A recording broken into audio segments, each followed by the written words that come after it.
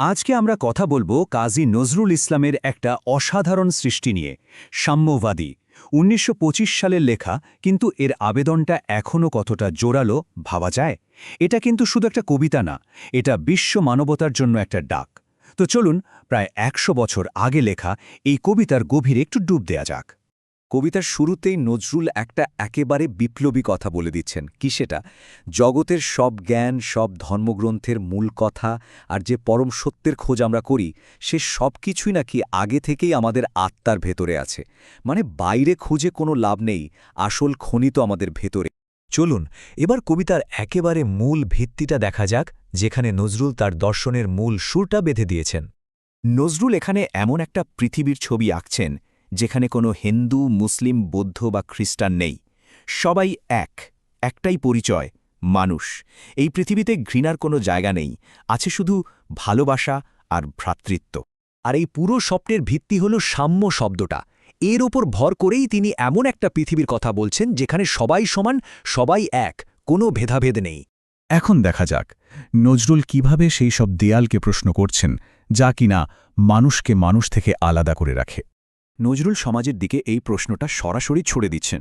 তিনি আসলে এই সংকীর্ণ পরিচয় আর ধর্ম নিয়ে অহংকারকে একরকম ব্যঙ্গই করছেন।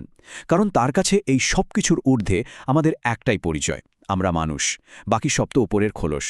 দেখুন, এখানে কবি দুটো জিনিসের মধ্যে একটা দারুণ তুলনা করেছেন। একদিকে আছে শুধু বই বয়ে বেড়ানো, কোরআন, বেদ, বাইবেল, ত্রিপিটক, আর অন্যদিকে আছে নিজের আত্মাকে জাগিয়ে তোলা। কবি এটাই বোঝাতে চাইছেন যে আসল ব্যাপারটা ধর্মগ্রন্থ মাথায় নিয়ে ঘোরা নয়, আসল জ্ঞানটা তো আমাদের আত্মার ভেতরেই লুকিয়ে আছে। আর এই ভাবনাটাই আমাদের কবিতার সবচেয়ে শক্তিশালী এবং বিপ্লবী সত্যের কাছে নিয়ে আসে। একটু ভাবুন তো, কি হতে পারে সেই পবিত্রতম জায়গাটা? কারণ কবি এবার পবিত্রতার যে ধারণা আমরা এতদিন জেনে এসেছি, সেটাকেই পুরোপুরি বদলে দিতে চলেছেন। আর এই হলো সেই মূল বার্তা, মানুষের হৃদয়ই হচ্ছে আসল উপাসনালয়, ঈশ্বরের সত্যিকারের থাকার জায়গা। মানে ঈশ্বরকে খুঁজতে দূরে কোথাও যেতে হবে না, তিনি তো আমাদের প্রত্যেকের হৃদয়ের ভেতরেই শান্তিতে বাস করছেন। ধারণাটা যে কতটা বৈপ্লবিক সেটা এই তালিকাটা দেখলেই বোঝা যায়। চিন্তা করে দেখুন, কাশী, মথুরা, বৃন্দাবন, জেরুজালেম, মদিনা, এমনকি কাবা, পৃথিবীর সবচেয়ে পবিত্র সব তীর্থস্থান।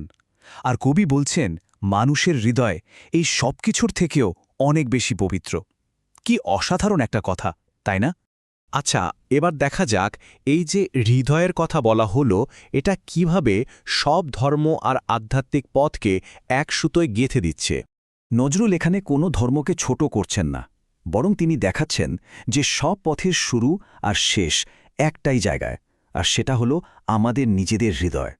তার মানে বিভিন্ন ধর্মের যে বিভিন্ন প্রতীক, সেগুলো আসলে একই সত্যের দিকে ইশারা করছে। আর সেই পরম সত্যকে খুঁজে পাওয়ার সেরা জায়গাটা হলো আমাদের নিজের আত্মা। এই লাইনটা দেখুন, কি দারুণ একটা উদাহরণ।